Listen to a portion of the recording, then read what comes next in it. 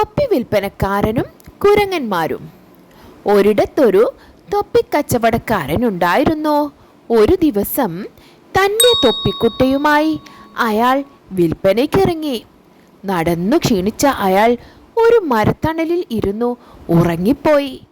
ഒന്ന് ഉറങ്ങി ഉണർന്നപ്പോൾ കുട്ടയിൽ ഒറ്റ തൊപ്പിയുമില്ലായിരുന്നു. അയാൾ ചുറ്റും നോക്കി. അപ്പോഴതാ മരത്തിന് മുകളിൽ ഭയങ്കര ബഹളം. ഒരു കൂട്ടം കുരങ്ങന്മാർ തൻ്റെ തൊപ്പികൾ തലയിൽ വെച്ച് മരത്തിന്മേലിരിക്കുന്നത് അയാൾ കണ്ടു.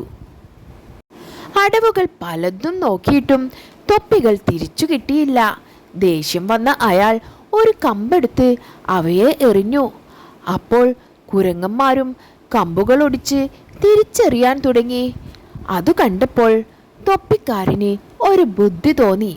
അയാൾ തൻ്റെ തലയിലുള്ള തൊപ്പിയെടുത്ത് കുരങ്ങന്മാരെ എറിഞ്ഞു.